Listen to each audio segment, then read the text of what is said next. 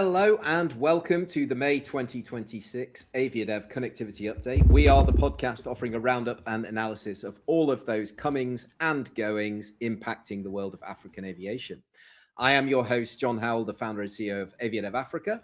And in this bumper episode, we are going to be talking about so many things. We've got airlines ordering aircraft. We have got airlines increasing frequencies, an African airline planning to fly to Moscow, bailout, CEO changes, and so much more. And to help me untangle all of this, I am joined by our usual two protagonists, Mendis and Behramjee Ghadially, two gentlemen who between them have forgotten more about African aviation than most of us will ever know. So, gentlemen, welcome back. Great to have you with us. Oh, I thank you, John. Great to be back. All right, Behramjee, I'm liking your shirt today. This is good. And let's get straight into it because we have 18 topics to discuss. So we are going to be rapid fire. That is my job, to hold you guys to the timings. Right. OK, let's start right in the south, and let's start with a little South Africa section. So we've kind of put this into different sections. So South Africa, Virgin Atlantic, we're going to start with them. And they are going all in on South Africa for winter 26-27. So capacity up to Joburg and to Cape Town. This is their biggest ever flying program to the country. So the question, I suppose, to kick off with you, Sean, is it a vote of confidence in South Africa, or are they simply being opportunists and adding capacity in from elsewhere and markets maybe that they are not going to be re-entering? I think it's a combination of both. What they've announced right now is that they're going to be going in 10 weekly to Joburg and 11 weekly to Cape Town, if I'm not mistaken. No, opposite. Okay, so 10 Cape Town, 11 Joburg. 11, yeah. Okay. Either way, it's a significant capacity increase. There's two contributing factors to this. Number one is the same time they announced this, they also announced that they were not going to be planning to go back into Dubai this winter. So they have aircraft capacity from there that needs to be now deployed elsewhere. And obviously transatlantic, which is their core market, is not somewhere you can deploy in the winter. South Africa makes a lot of sense. On Cape Town in particular, there is also an incumbent in the market, which is Norse, which is in a very precarious financial situation. And quite honestly, it's probably 50-50 if they even make it to winter to be able to operate those flights. So there's going to be market share there that is available. But also importantly, if we look in terms of what their market share was, forget market share, but in terms of the absolute numbers, because in terms of market share, they were actually pretty flat. But their total number of passengers that Virgin Atlantic themselves transported from Johannesburg to London in 25 was up by 11% year on year. From Cape Town to London was up by 12% year on year. They're transporting 160 something, almost 170,000 passengers between South Africa and the UK. And that's just O&D. This doesn't even count into onward connections to North America and so forth. So this is a market that has been doing very well for them. It is a very low risk option to increase capacity, especially given the market dynamics, with Norse's weakness, with the need to deploy capacity elsewhere, and with the fact that, quite honestly, you can put infinite capacity into Cape Town in the winter season and probably fill it. Yeah, great overview. I'll come to you for your comments on this, Behramjee, but let's get on to the number two as well. So let's kind of put them together. Or did you want to come back and say something specific on Virgin, Behramjee? I've muted you because you had a bit of background noise, so I'm unmuting you now. Here you go. Speak to us. I can do both at the same time. Okay, fantastic. So the second one, because again, we're in the South Africa section, is KLM. So KLM quietly nudging their Amsterdam, Cape Town up to 11 weekly, putting Dreamliners on some of the evening rotations, I believe, as well. So quite modest on paper, but it's just more of a sense of the European demand into the Cape, right, Behramjee? Yes, Europe demand into Cape Town in the winter season is now surpassing all expectations that anyone has internally at any European airline. KLM is increasing Europe from seven weekly, which is a daily flight, to 11 times a week, using a mix of 777s and 787s. Now, the good thing about the Amsterdam Cape Town story is that not only did point-to-point demand increase year over year, but even the average fare on the route increased year over year. So it was double whammy for KLM in a positive way. The point-to-point market increased from 163,000 to 174,000 passengers, and the average fare also went up on KLM's flights from $551 to $594 one way without YQ. So that's alone an 8% increase in average fare. KLM on the Amsterdam Cape Town route, unlike the British carriers on their route, KLM has a 79% point to point market share on Amsterdam Cape Town. So that shows you that there's a big preference for passengers who are willing to pay a bit extra to fly non-stop conveniently. With regards to the Virgin Atlantic increase into South Africa, there was one point that Sean forgot to mention is that not only is the Dubai aircraft being used, but also Seattle aircraft. Seattle has been suspended for the winter season, so they're getting the aircraft from Seattle as well. Cape Town is all exclusive 787-9 destination, whereas Joburg is a combination of a daily A350 1000 and 4 times a week 787-9. Now, unfortunately, Virgin, despite having a presence in South Africa for many years, their point-to-point market share on the London-South Africa route is only 16%, compared to British Airways having 55% market share. And as Sean correctly also mentioned, North Atlantic's financial position is not too good at all, or even say less than par. So I assume Virgin Atlantic wants to really add salt to the wound and be ultra aggressive on this route. It is interesting to note that the double daily flights of Virgin to Joburg and Cape Town are departing within 30 minutes of each other. So they're basically targeting the same hub wave bank that they have, and primarily it's focused on point-to-point traffic. Hardly any USA connections in both directions. It's purely focusing on the UK market.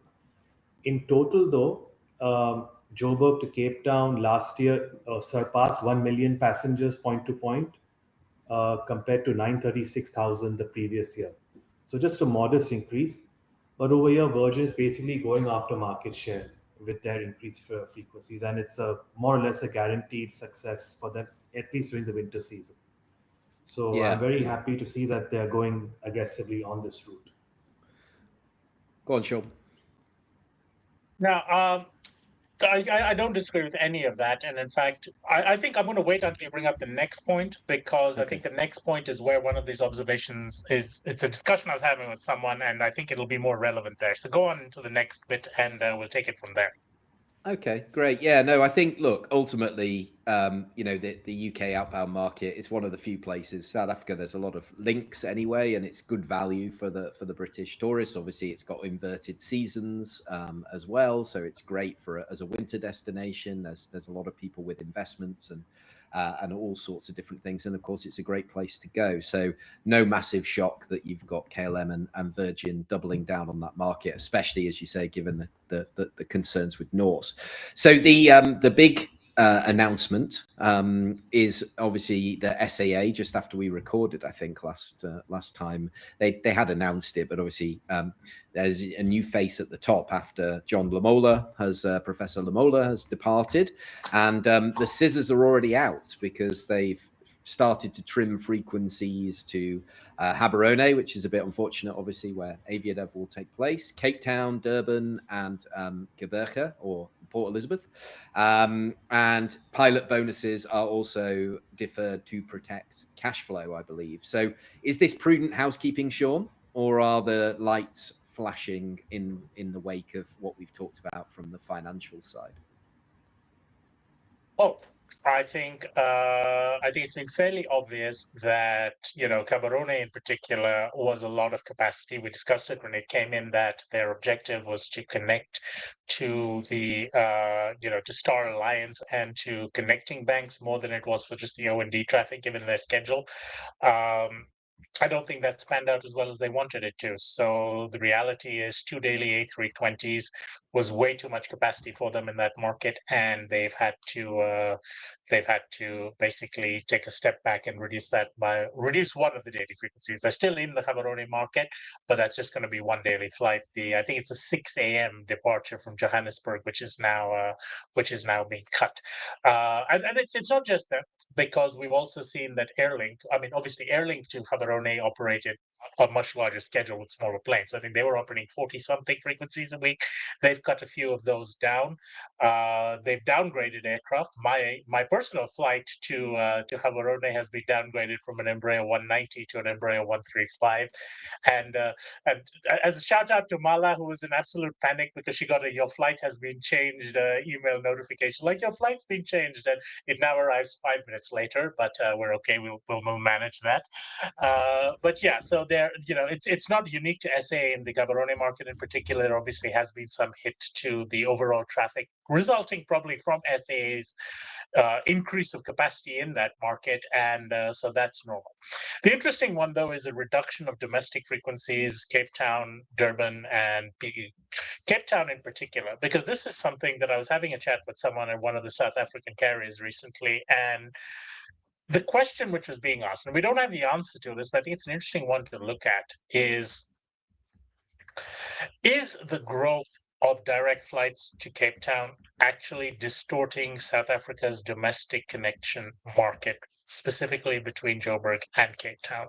Because there's always been a significant number of people who've used Joburg as the primary gateway into South Africa, and then have spent a few days in Gauteng, Joburg area, gone out for nice dinners, whatever, and then flown down to the Cape, either inbound or outbound or whatever.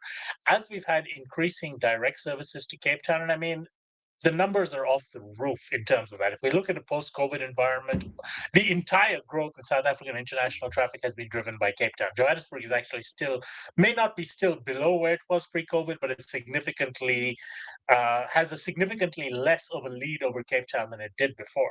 And obviously that displacement of traffic from Johannesburg to Cape Town is displacing traffic that would have flown between Johannesburg and Cape Town, and maybe making, as Behramjee said, there's over 1 million passengers still on that route between Joburg and London, and Cape Town is a little below that.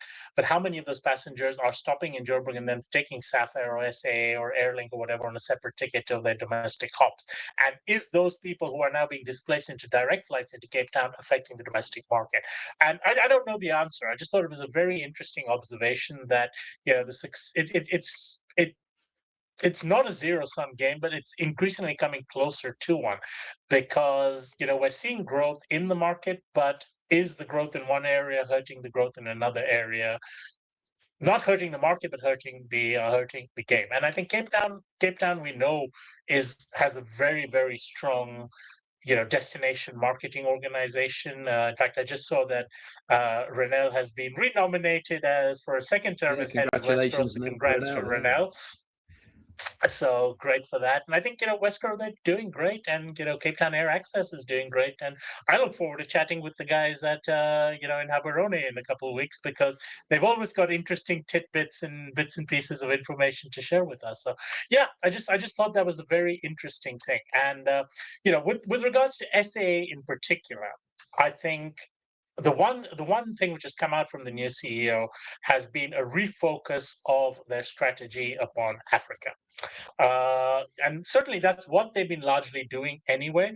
But unfortunately, under Prof. Lamola's regime, there was chatter about, we want to go back into London.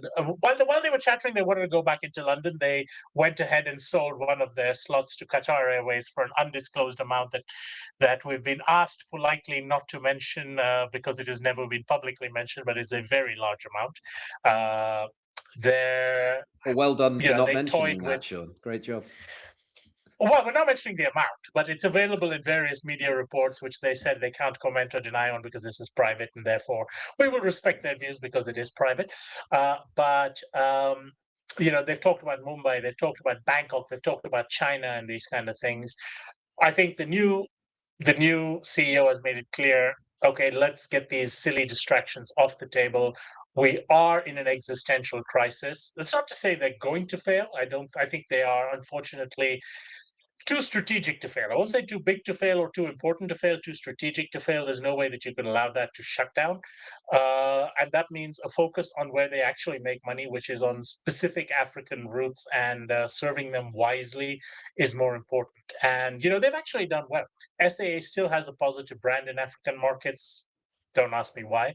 And they can still get a yield premium on that. And I'm sure as we continue in the show and we discuss some other routes where people are attempting to come into competition with SAA, and we're going to laugh at it and say, you're being silly, because these are routes where it's very, very difficult for all SAA's problems to make inroads into their market share. So it's a refocus rather than a major change of strategy in SAA. They're going to keep doing what they've been doing, but they're going to probably stop threatening to do silly things, which they also have been threatening to do over the last year. I say silly not because they were not good ideas, but because they did not have the cash to deal with it, as unfortunately their financial reports have clearly illustrated.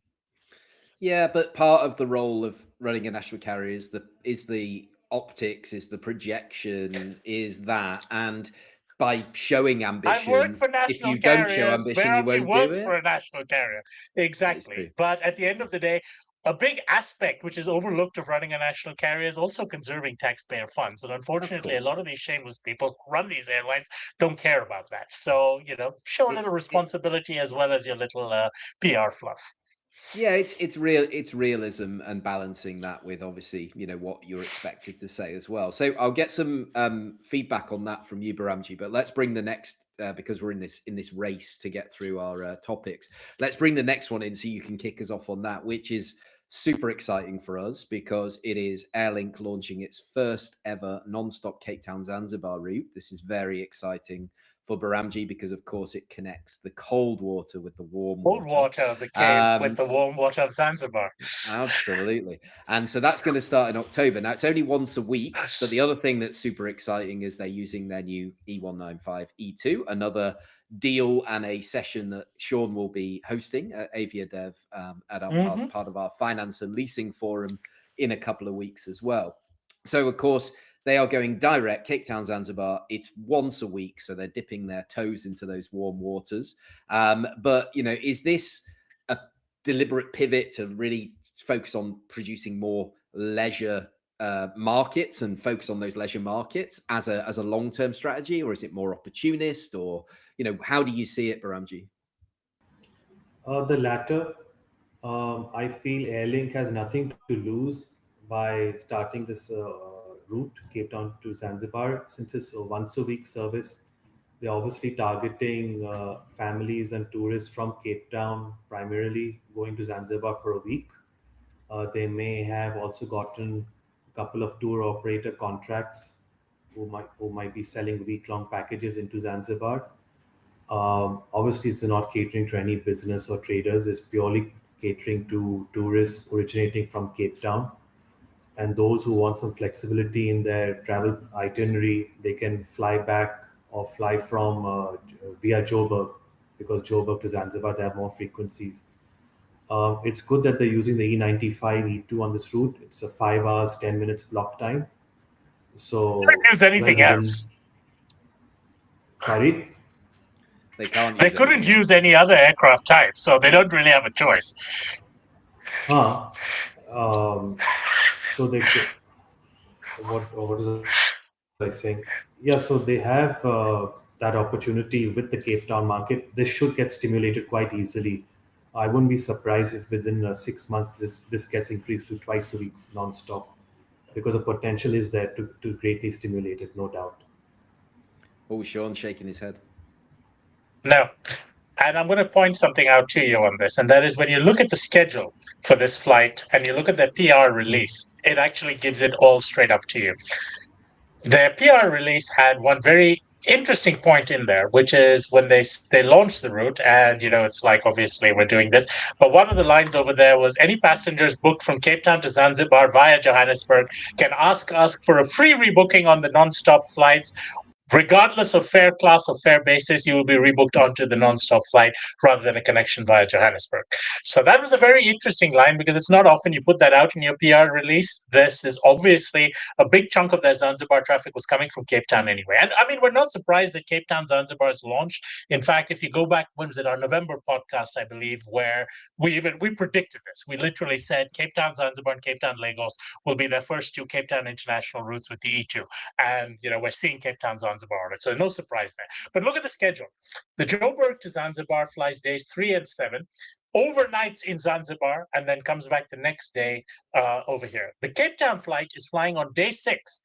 Cape Town, Zanzibar, immediate turn returning to Cape Town. That tells me that this is opportunistic. This is an aircraft that is flying. That flies during the week. Cape Town, Joburg, which obviously is a key for the E2 to be flying that. And obviously Saturday sees reduced premium demand, and consequently, this is an aircraft that was parked in Cape Town anyway on a Saturday morning. It has lower utility prospect on domestic market on a Saturday. Let's send the damn thing to Zanzibar, where we cannot use a 190 or any other aircraft type in our fleet. It is pure opportunistic utility flying. And the fact that they're rebooking everyone over there tells me it's not driven by a tour operator contract. It is driven by opportunism rather than anything else. And certainly they will get tour operators in the back of it, but a tour operator contract has not been the driving force to open it up over there. And, it once again brings us to the point I raised before. How much of this flying from Cape Town is displacing both the domestic connections to Johannesburg and the Johannesburg international traffic? Because this is a perfect example. So I said, it makes more sense as we get further into the discussion of the South Africa market. The international growth from Cape Town is showing. There is an international growth from Cape Town, which is strong. There is a domestic market, which is showing signs of potential weakness. Are the two related is a question that should be asked and could be analyzed, but I don't think we're ever going to get agreement on what the answer is. Yeah, absolutely. No, I think it's very opportunistic. It's very interesting. Let's see how it goes, because I remember when Safair first went into Zanzibar, they were doing it once a week, and it was very tour operator, right? That was the idea, was Saturday to Saturday. You can sell packages on the back of it, and they had a product, or they have a product, right? Like a holiday product that they can use as a bit of an ancillary. Is that right, Sean? So that's not, you don't see that Airlink is going to go into that market and start to be almost like a...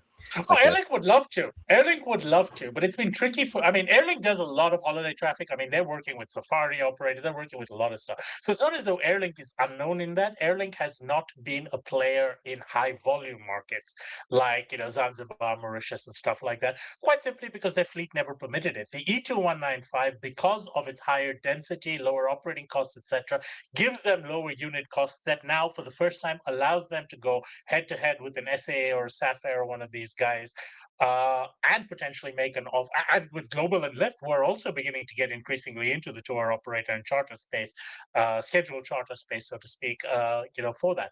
So it's interesting, because it's not something Airlink has not been involved with. It's just that the markets they're getting involved with it now are higher gauge markets, because the E2 has given them the aircraft with a comparable cost structure to 737s and A320s, but with a lower gauge. So potentially even an advantage where these guys are struggling. So it'll be very interesting dynamics. And this is why I've always said, the E2 is not just additional range for Airlink. Its cost structure, it's everything else that it brings over there, puts Airlink into being competitive in a completely different set of markets, both geographic markets as well as in market sales segments that in the past they did not have the resources to be able to compete in. So how Airlink manages this? Well, this is why they won the award last year for the for the best commercial decision. They will be presented it at AviaDev in the Gaborone. And as John mentioned, I'm very excited that we'll be hosting a panel with Airlink, Embraer, and Azora, who is the lessor of these aircraft to Airlink, to discuss everything that went behind the scenes in terms of how they decided on the Embraer, how the money came together, how the delivery slots were all acquired, and how those planes are now flying. So very excited about that one, and hopefully, those of you who are in Gaborone will show up to watch it on the Wednesday, and those who are not in Gaborone will stay tuned because it'll be up on YouTube a few days after that. Absolutely. And I was going to save this till the end, but we have some very, very exciting news, which is all three of us are going to be in Gaborone. Mr. Yes. Behramjee is making a special guest appearance, so we might get some press shots for our future arena tour that we're going to be doing around Africa. But no, only joking. But it's going to be great. Thursday evening, just to clarify, we will be signing autographs. So if you do want autographs, please do WhatsApp Speak or message to Sean's one of agent. us, and we'll be arranging those autographs, but only on Thursday evening. Just the rest of the time, you can you can be with your heroes, but we can't sign everything all the time. Thank you. Yes, absolutely. Right, moving on. I'm going to come back to you, Behramjee, on this one to kick us off, and that is really sad news, actually, big news, a little bit of less cheerful news, which is Turkish Airlines, and they have pulled a huge number of African cities, well into double digits. They're blaming fuel costs, regional instability, and sadly, actually, this has also put paid to their attendance at AviaDev this year, which is a real shame because we were hoping, after all these years, they've been committed for the last 6 months, but unfortunately, everything is up in the air at the moment for them. So it represents nearly 20% of their African network. People talk about how big Turkish is in Africa. So talk us through it, Behramjee. What's gone, and how long term do we see this to get this back? So what's gone in sub-Saharan Africa, at least, is our Bissau, Freetown, Kinshasa, Libreville, Luanda, Lusaka, Monrovia, and Point Noir. And Juba. Vast majority. Well, sub-Saharan, huh? Juba is sub-Saharan. Oh, okay. I consider Sudan as one country. That's Oh dear! No. Oh dear! Wait! I missed the disclaimer. Oh dear. The opinions shared on this podcast are not necessarily those of AviaDev. Thank you, Behramjee. Back to you. But it's not me for a change. It's not me being a troublemaker for a change. In terms of geography, so anyways, I know South Sudan is different. Anyways, majority of these routes are flown by the 737 Maxes. Turkish initially said it's largely due to conserving fuel costs due to the high costs of fuel due to the Iran war. In hindsight, now what's happened in Congo with the Ebola outbreak, suspending Kinshasa is probably good in hindsight for them. But for the other routes, I do not know how they perform, to be honest with you. For Turkish to have taken the decision to suspend these routes means that they're not performing below a certain benchmark level internally that is expected of them. Otherwise, even more routes would have been suspended. I don't think so. These routes in particular contribute that much network traffic beyond Istanbul also to really have an effect on their network feed. So this is basically them reorganizing their resources and also controlling their costs internally. And they can better use these 737s on high yielding, lower flying time routes to Europe during the summertime. Go on, Sean. No, you're absolutely right. And in fact, again, for those who speak French, the Salimata at Jeune Afrique did a very interesting piece on this, in which I'd given her some statistics, and I've quoted there a couple of times on what has driven some of Turkish's cuts in Africa. And I think that I'm not sure if this one was also an Africa report in English, but as I said, it was primarily for Jeune Afrique in French. And we looked at the Freetown market, for example. So on the Freetown market, they were flying a 737 MAX in there, but on average, they only loaded 41 packs in Freetown on each flight. The aircraft did Istanbul, Wagga, Freetown, but the Wagga Freetown leg only had 41 passengers on average. And when you start looking at, the economics, and Freetown's not a cheap place to operate. I mean, the numbers in Freetown in terms of the, landing fees, fuel costs are more than double the average in the region. Landing fees are ridiculously high.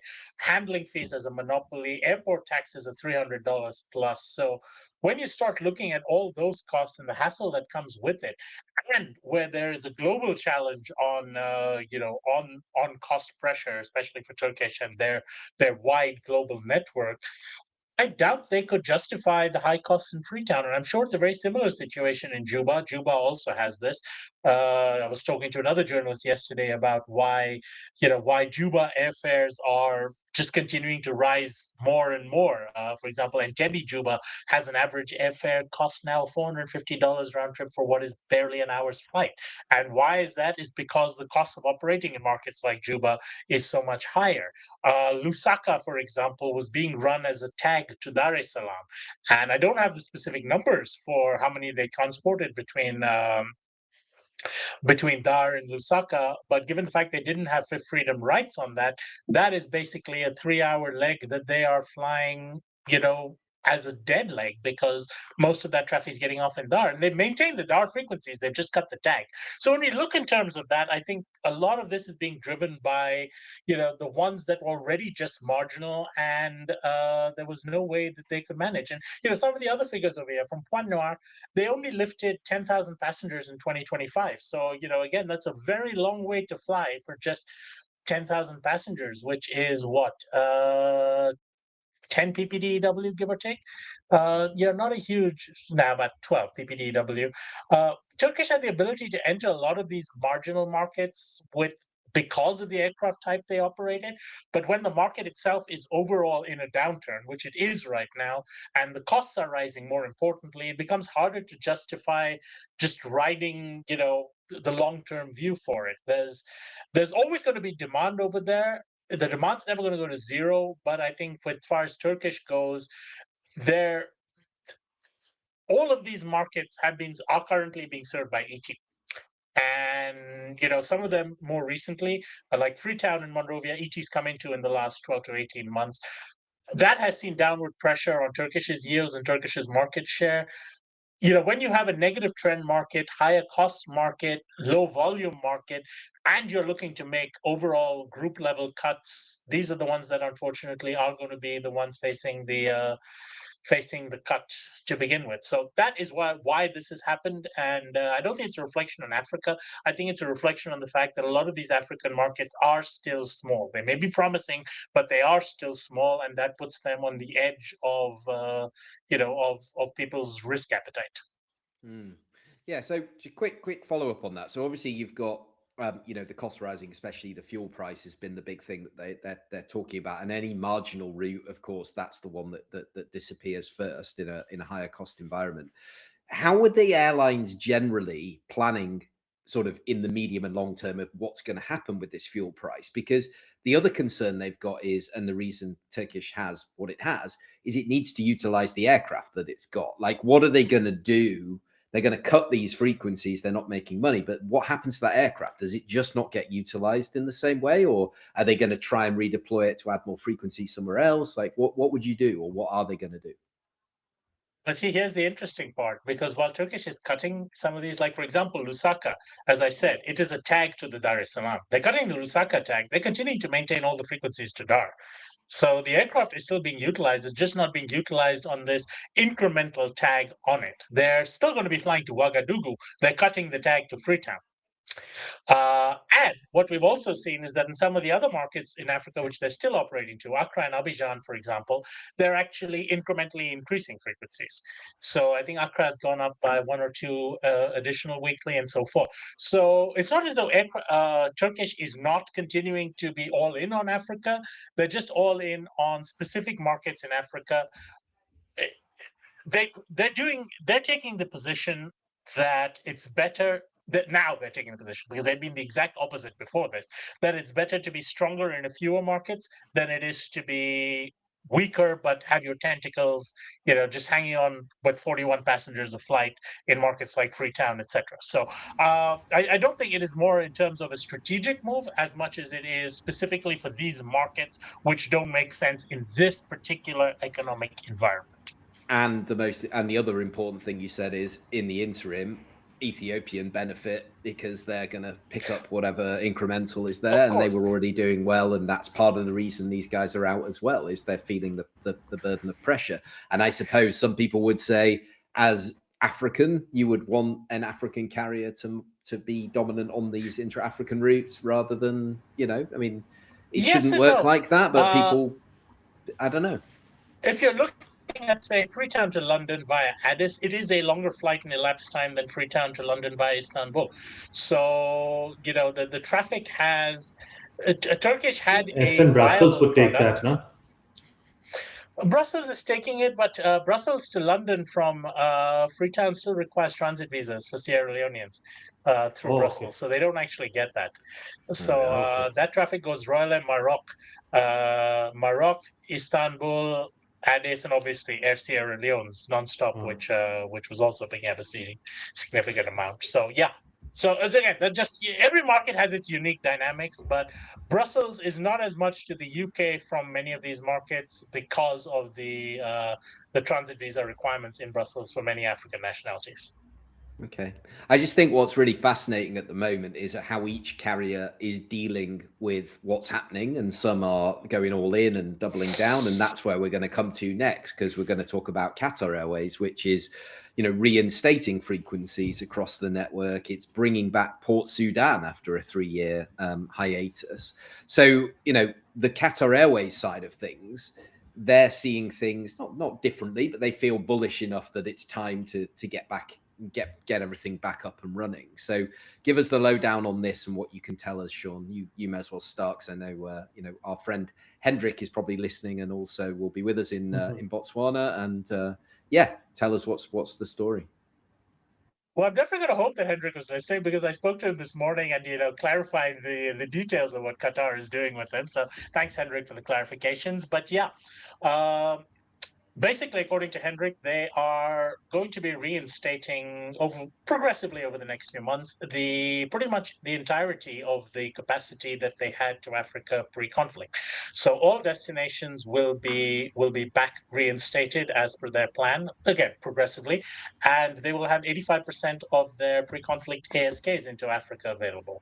Additionally, as you mentioned, Port Sudan is being added to the network, and I don't necessarily see this as a huge voter conference in Port Sudan as much as it is that, given Khartoum's current scenario and the consistently high demand for traffic to Sudan, which currently is being served via other gateways as a proxy, people are flying via Uganda and stuff like that, which are linked, on Badr and things like that, which are able to...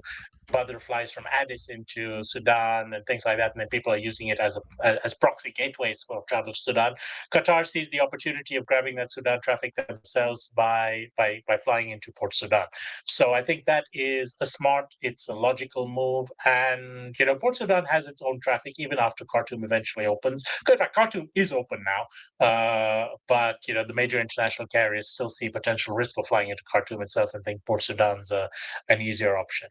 And I think it's important, again, from a strategic standpoint on this, that Qatar is continuing to use Africa as a strategic feed market for their other flights. They're using Africa to feed their Asia flights, to feed their North America flights, to feed the European flights, and they see Africa as a provider of that volume to them. And we saw that in the past. We've discussed this on their Nairobi, the huge surge of capacity into Nairobi and things like that. So Qatar is integrated into Africa in that respect. They don't see Africa necessarily as as a safari destination kind of thing. I think South Africa may be slightly different, but I think it's a good example. South Africa is a destination in itself, and people are going to South Africa because of that. While Qatar, for example, and the way they've reinstated over here shows they're not necessarily selling the destination, they're selling the destination for its market dynamics. So that is either to bring people from these, the Accras or wherever else, via Doha to the world, or from the world to Accra, rather than necessarily selling the destination, as is the case with places like South Africa and to a lesser extent Nairobi as well. So just an interesting dynamic over there. But I think it's interesting because it shows that Africa is a strategic feed market for Qatar in particular. Fantastic. Anything you want to add, Behramjee, on Qatar? No. Okay, right. Well, I'm going to come to you for the next one because we always go to Sean for the next airline that we're going to talk about. And I think we're all aware of Sean's views. So, Air Tanzania. You need to mute yourself, Sean, while we talk about this. So, quite the month. So, Mumbai going daily from June, a big cash injection from government. Moscow potentially on the agenda via Seychelles. London Gatwick penciled in for summer 2027. That's quite interesting. Ambition, overreach. What's the story, Behramjee, and what do you make of it all? Just a second for this Seychelles. Let me start with the other stuff though first. Yeah, sure. With regards to Air Tanzania flying to the UK, firstly, they have to sort out their regulatory issues because they have to get themselves off the banned list. And the only smart thing that they've announced is that they're looking at it from July 2027, which gives them a full year to sort things out internally. The chances of them sorting it out within that time frame do not look too promising, judging by their historical way of operating. So that's one issue there. So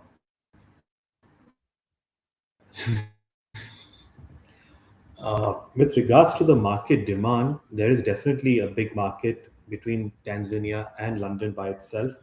The biggest market is Zanzibar by far, surprisingly. People expected Dar es Salaam with its ethnic VFR demand to be higher for London, but Zanzibar has eclipsed that by a considerable margin. In the last year, 135,000 passengers flew between Tanzania and London, out of which 62,000 were from Zanzibar, 46,000 from Dar es Salaam, and 25,000 from Kilimanjaro. Now, for Zanzibar, majority of the traffic goes on Ethiopian from London, and it's also the fastest way, I would say, just alongside Kenya Airways. But for Air Tanzania they're not going to make money flying to London because of their own internal issues. But if they really wanted to get a higher load factor, they would have to fly a tag flight Dar es Salaam, Zanzibar, London. Otherwise, just flying Dar es Salaam, London by itself, knowing that they have no proper regional feed network set up, etc., and it'll take some time for them to do that. The outlook doesn't look too promising unless it's a tag flight, and I don't see them developing a regional network to feed London within the year. As I mentioned earlier on, they have to look at getting their ban sorted out because not only London, but there is demand for France also from Tanzania. But obviously, they will not look at France before looking at UK for political reasons as well. The market in total grew by 17% year over year. So that's mainly because of Zanzibar, surge of demand into Zanzibar. And I wrote this on LinkedIn a couple of weeks ago when Virgin announced that South Africa increase. I think for a UK carrier, Virgin Atlantic is ideally suited to operate a seasonal winter service into Zanzibar as a new route, using a 330 neo or a 787 triangle route tagged with either Dar es Salaam or Kilimanjaro, as the yields are quite decent, especially on Kilimanjaro and Zanzibar out of London.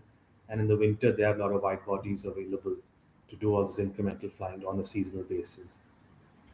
But yeah, overall, for Air Tanzania, until they sort out the regulatory issues, it's going to be a long task for them.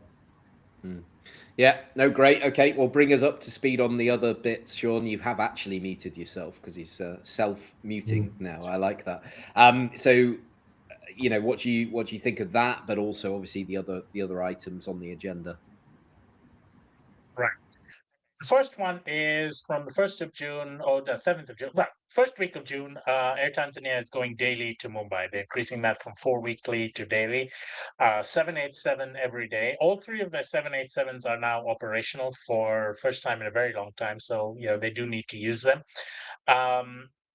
I think that suggests stronger than expected India. Well, I won't say stronger than expected. I think it shows strong India-Tanzania demand, which has never been unexpected. And, that traffic was just Bombay, Dar es Salaam. Mumbai, Dar es Salaam last year was 65,000 passengers. And, when you add the rest of the potential connection markets, they've got very good connections to West Africa. They've got connection to South Africa.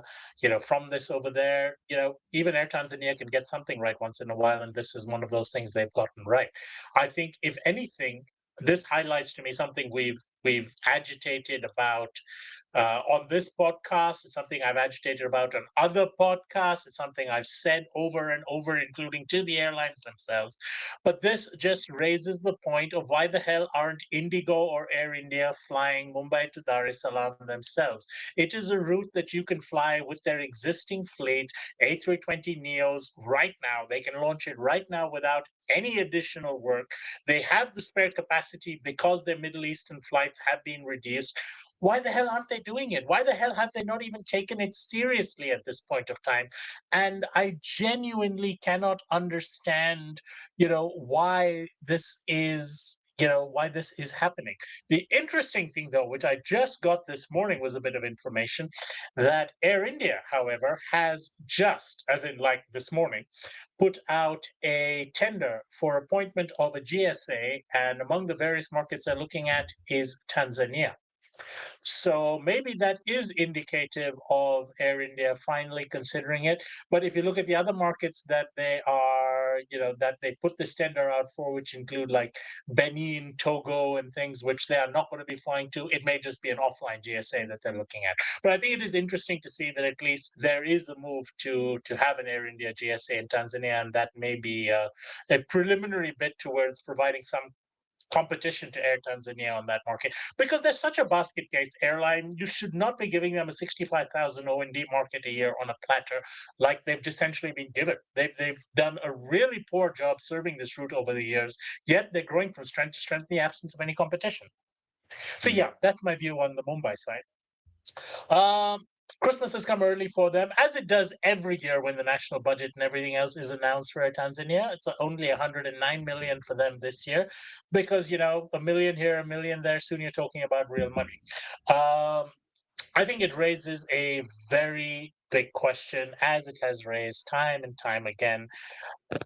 Should this boondoggle actually exist? And I know that there is the argument that, consistent losses and the need for bailouts is actually the feature rather than the bug, because so much of the money that goes into Air Tanzania doesn't actually get to its intended destinations. It's just siphoned out by politically connected middlemen and vendors related to the ruling party in Tanzania.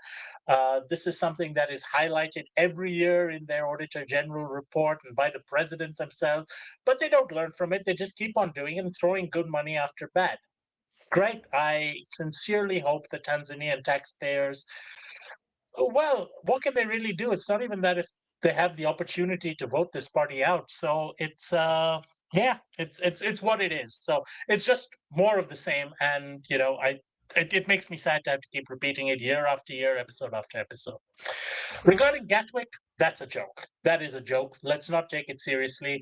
I enjoy putting these $20 down. I never get my money when I win, though. But here's $20 down that Air Tanzania will not be flying to Gatwick in June 2027.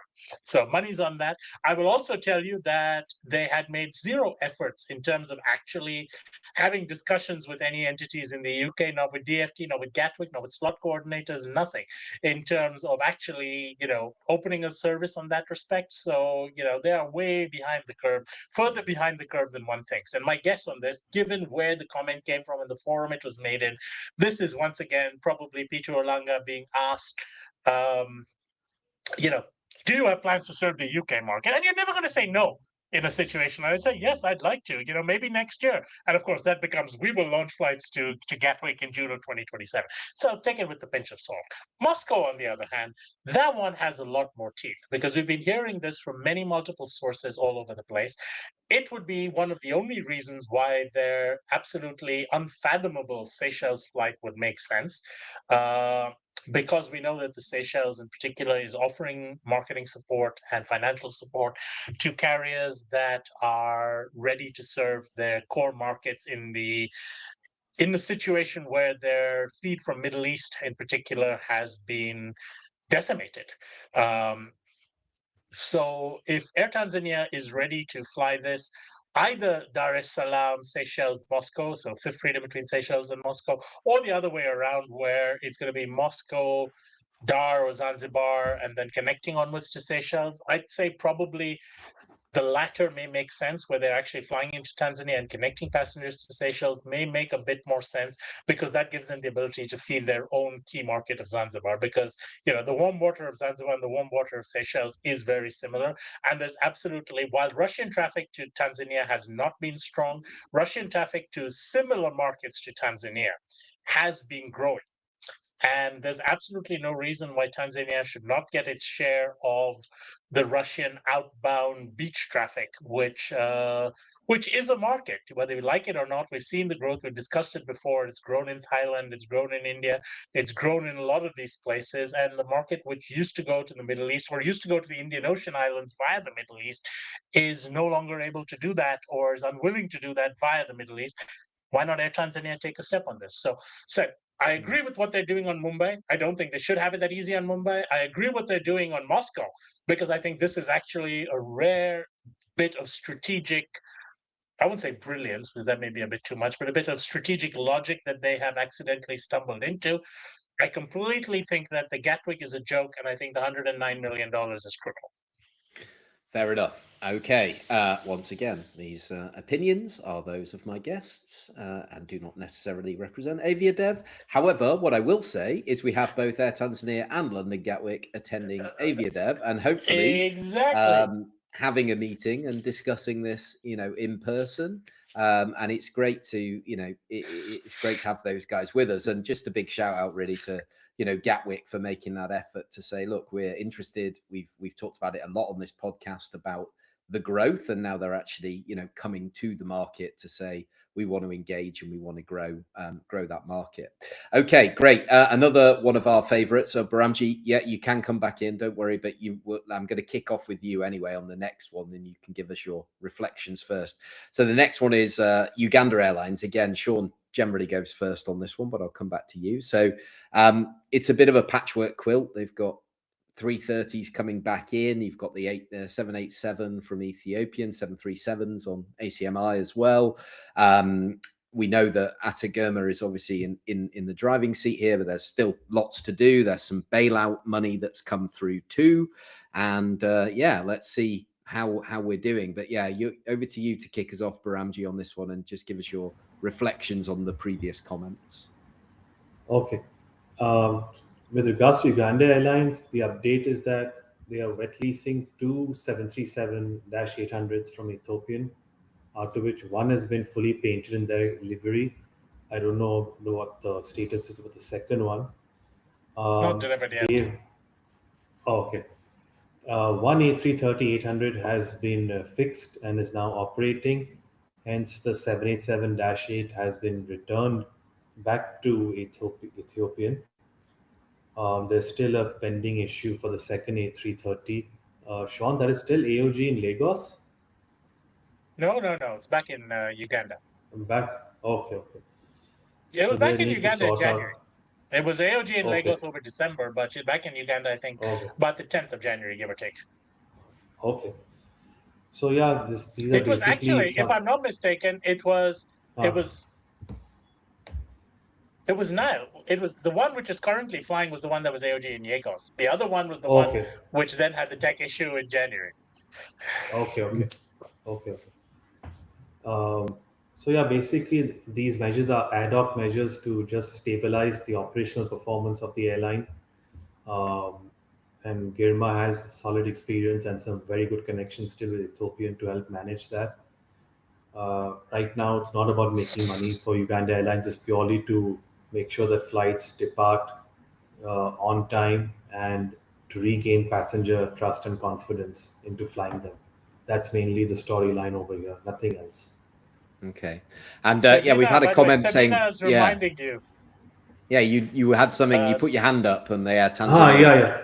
Yes, I was just Thanks, wanting to Sabina. say that another reason why, in addition to what Sean said, that the Russian market might work for Air Tanzania, is that you might see a lot of middle class and upper middle class Russians investing in property in Zanzibar, like they have done in Phuket and certain other beach destinations in Asia. Zanzibar's property prices are quite relatively much cheaper compared to Dubai and certain places in Asia. So I wouldn't be surprised if there's a lot of property investment also being done by Russians once this service starts. No, makes sense. So, Sean, should we play a game of Behramjee Bingo, where if he mentions property prices or warm waters, we have to do something? I don't know, because I'm sure you mentioned that last month, Behramjee, or the month before. I did. Well, also, the pizza. No, I didn't. The pizza in Zanzibar is pretty pizza. good because of the large number of Italians over there. So there's fairly decent pizza in Zanzibar as well. So that's very interesting. You know what, John? You really should recommend Behramjee goes to FHS, one of the other bench events over there, and let him go and have a chat about property and hospitality development in Zanzibar. We used to have an event. It's still going, but it's not part of the portfolio now, called the Global Restaurant Investment Forum. Behramjee, you would have enjoyed that. You just get to go around and taste lots of amazing food. Anyway, we digress. Anything you want to add, Sean, on Uganda before we move on? Yeah, I think the interesting thing, the 737 has come in, but okay, it's actually a straight one-for-one swap.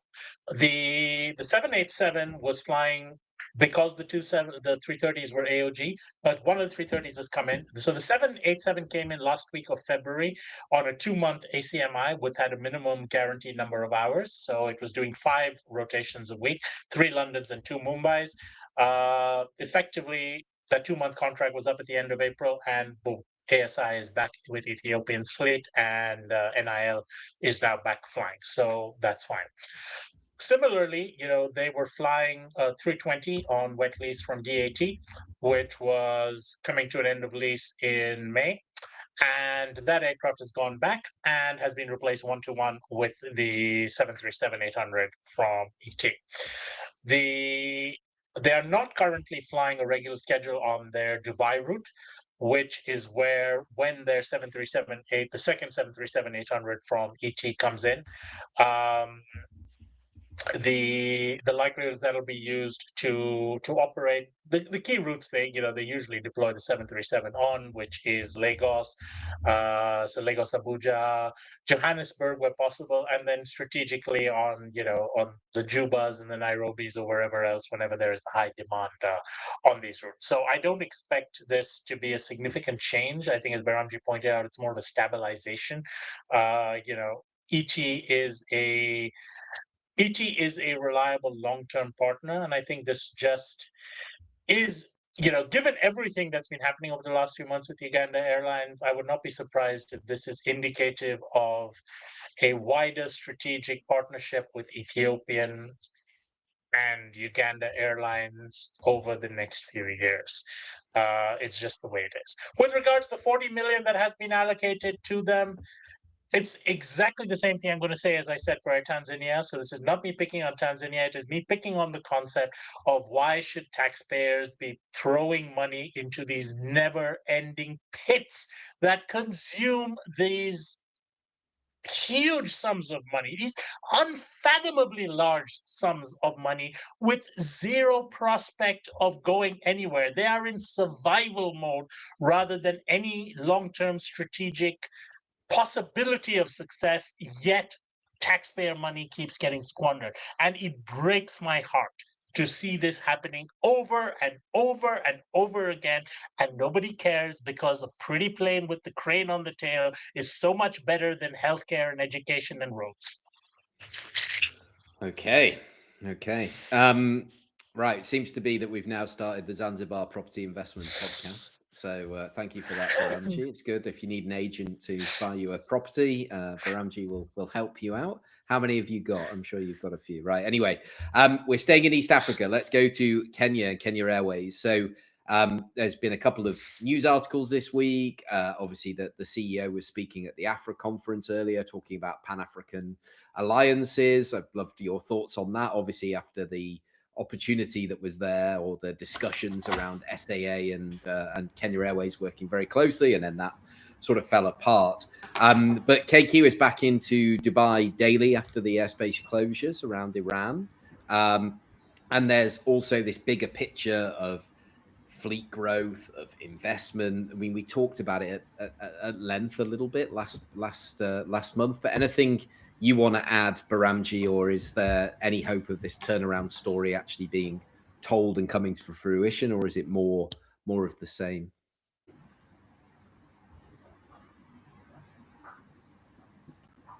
The latter, more of the same.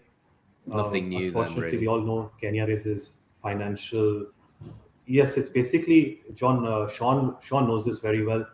But John, if you remember, 10 or 12 years ago, they had that project which one of their former CEOs had. I forgot the name of Mawingo project, which had forecasted 130 planes in their network and an additional 50, 60 destinations. Basically, all dreamland planning. With no serious financial backing or serious business case done by, I believe, McKinsey had done their business plan. It was just total rubbish. Kenya Airways does not have the appetite nor the resources financially, internally or externally to grow, to have 100 airplanes in their fleet.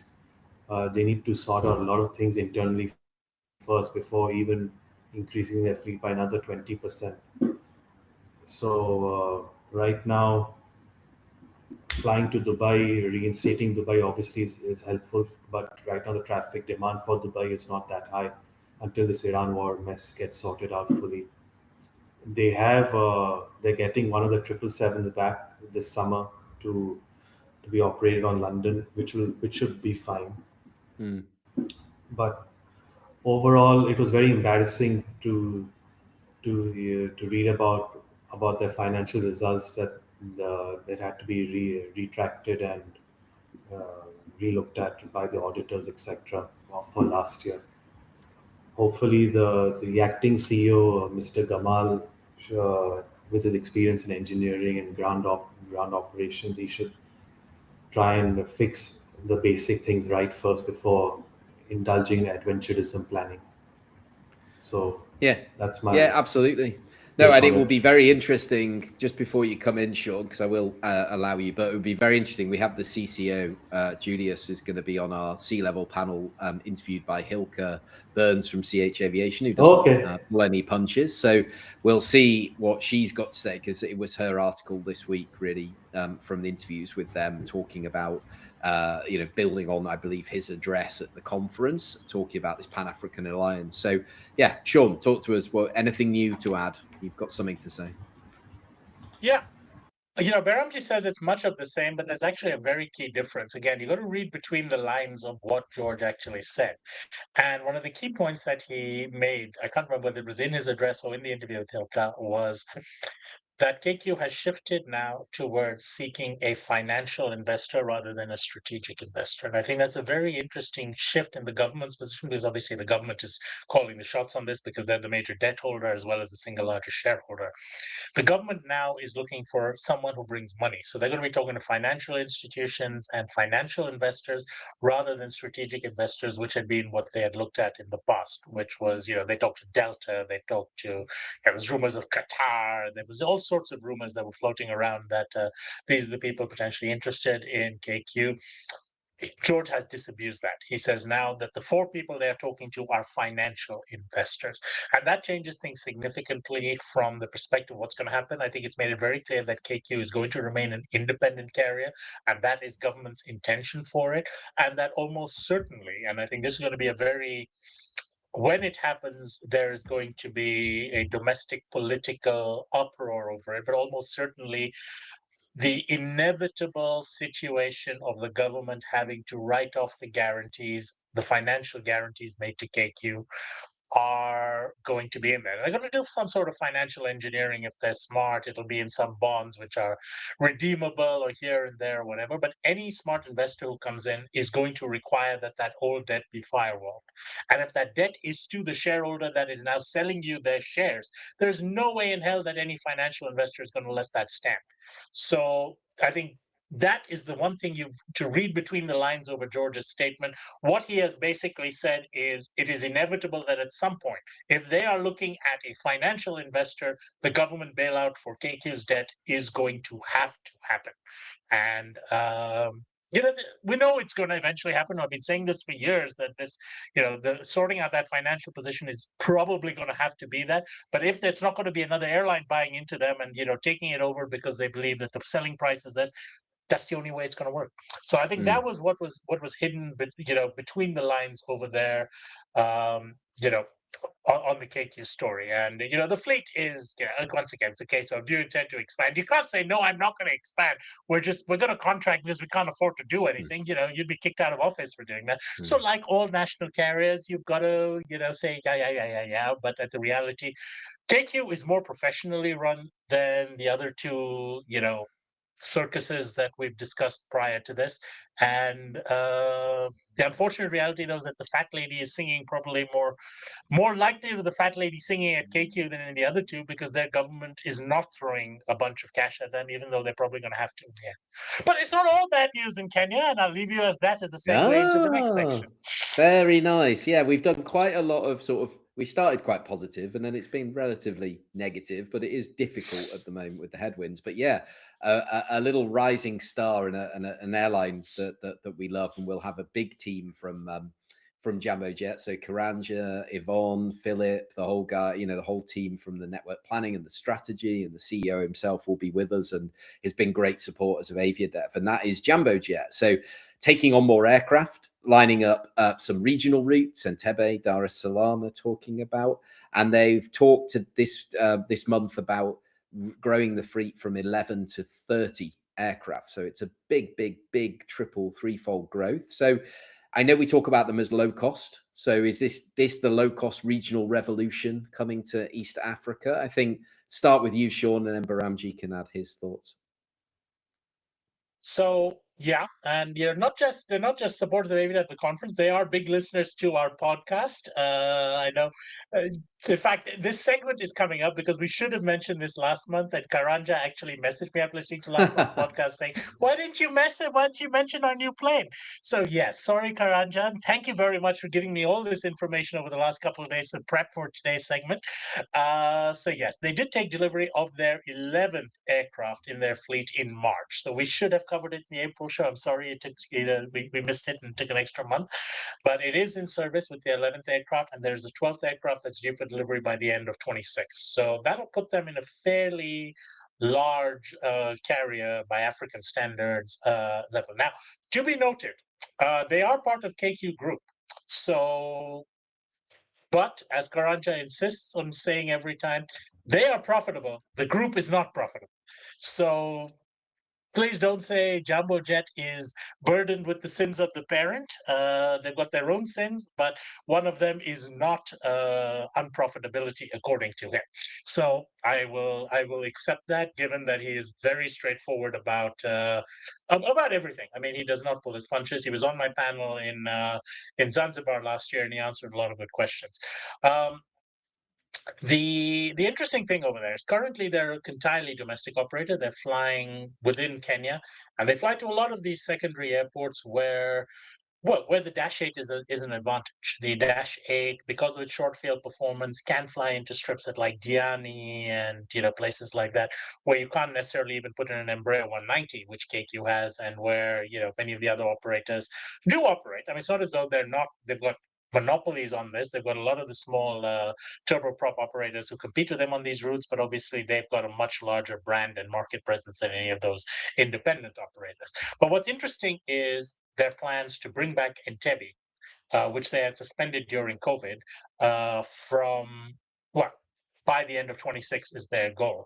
And also potentially look at operating flights to Dar es Salaam for the first time. And I think that is a very, very interesting dynamic, because it's now putting themselves not necessarily in competition, but in parallel with routes that their parent is operating. And because they did You know, this, it's- correct me it's if I'm not- wrong, they did do Mombasa, Zanzibar, right? So They're they flying did fly. Mombasa. They're flying one So international it's route, not which is completely Mombasa, domestic. Zanzibar. Yeah. No, but that's it. That's saying from Nairobi, it is completely domestic. These are going to be Nairobi Entebbe and Nairobi Dar es Salaam.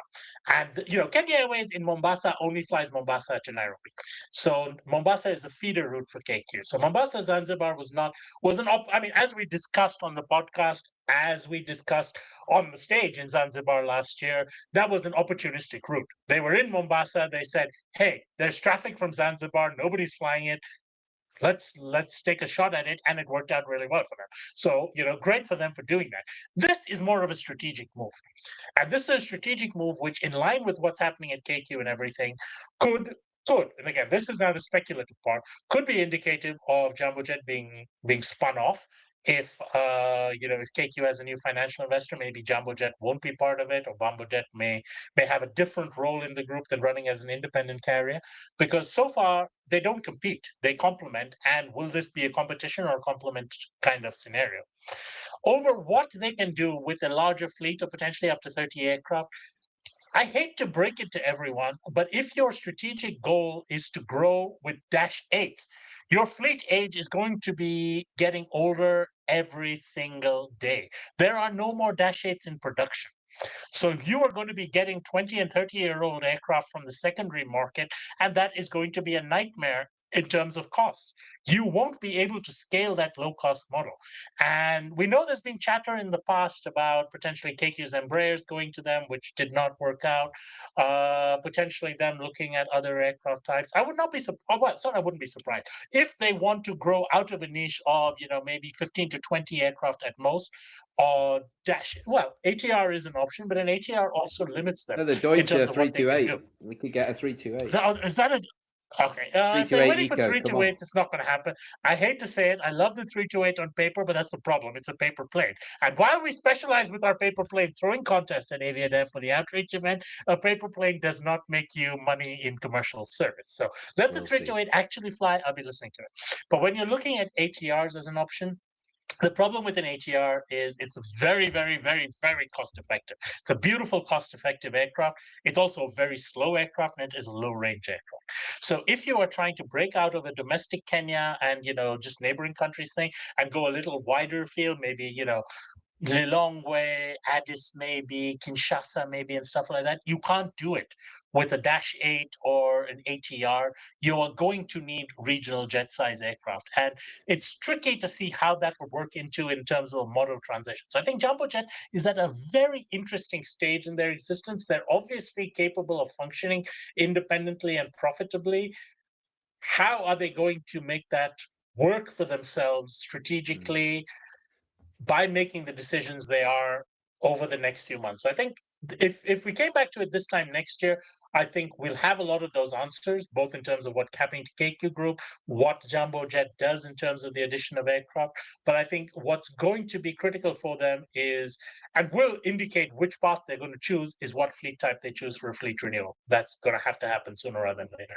Yeah, absolutely. Because of course, it's a completely different platform in terms of your cost center as well. When you go from a jet, from a turboprop to a jet, obviously, the guys at the turboprops always say we're much cheaper, to operate, and this, that, and the other. Like you say, there are downsides, but you've always had this point that maybe that's not the case. An aging Dash 8 is not going to be that much cheaper. So do you look at the fact that an aging 30-year-old aircraft versus a newer, say, E2 or A220 or whatever else, which opens up so many more markets at a comparable CASK point? All you need there is the capital. Now, the capital and the borrowing is something they are a bit constrained on right now because of their parent group financing. But if that gets sorted out, it opens up a world of possibilities. And that world of possibilities is, what's going to happen? Compete complement, take over certain parts of the network? Will KQ just drop out of domestic and let Jambojet run all of it? Will Jambojet have a two-class product where they're, on selected routes, they will offer a business class to connect with KQ? Who knows? There's a lot of options. It could be a Fly Dubai Emirates type scenario.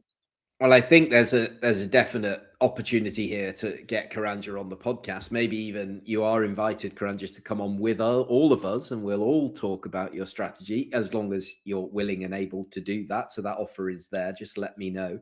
And the other thing, I think, just from a purely basic branding positioning perspective, is if you were to spin it off, it isn't called Kenya Airways Regional or anything like that. It already has its own identity, its own livery, its own design. So maybe when this whole thing was born, it does make it more attractive to be spun off if you wanted to, because it stands alone as a brand, right? So it's a brilliant brand, and they do superb marketing. So I give them a lot of credit for what. Honestly, Jambojet is a successful African low-cost operator. It just doesn't get as much attention because it's a KQ subsidiary. Yeah, and best launch video I've seen, which inspired our opening video for AviaDev in Zanzibar, was getting the guys jumping in off the fort, and that was actually our opening video. But I saw it first from the guys at Jambojet, and I did let them know that. I told them it was inspired by them, and it was a really cool way to launch a route. And I would love to see, actually, the marketing. Maybe this is a new award for us, is best new route marketing. I think that would be a good category, because I don't think enough airlines, you'll do a poster that you'll put on social media, but what Jambojet did for that launch, and you can find that video, it's really cool. It's not overly complex, but it's part of this process of being timely. So give your traveling public time to consume it, let the industry know, and give your route chance to be successful by giving it that time and that promotion. So maybe we should add that this year as a particular. I would like that one very much, and I think that could even be a people's choice type vote as well. We could go for that. So anyway, that's something to do later on. Right, we've still got 8 topics, and we've got 15 minutes, but we'll go a little bit longer, so don't worry.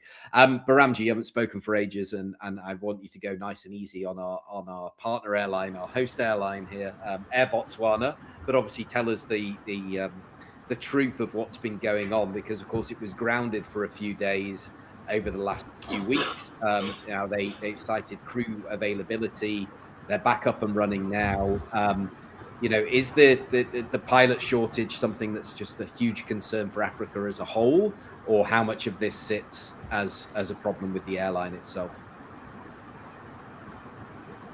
To be honest with you, I don't know the internal issues at Air Botswana.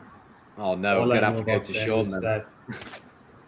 The only thing I know about them is that they fly 3 times a day to Johannesburg, because I was looking at them to fly to Gaborone until Sean told me best I choose another option to be safe. Well, we could. So that's the only thing. There's an interview, actually. I haven't had a chance. Hilker also interviewed Dr. Masini, who's the new CEO, and that came out, I think, today. So I haven't read it yet, Hilker, but again, I'm sure that's quite revealing. So go on, Sean, talk us through Air Botswana quickly, and be kind. Air Botswana, in a nutshell, has institutional problems on the operational side that multiple regimes of management have not been able to fully address. Now, the reasons for that, unfortunately, will probably never be clearly known to the public, because they coincided with, obviously, a change of government in Botswana. So both sides are busy pointing fingers at each other on a political level. There's been a change in management leadership.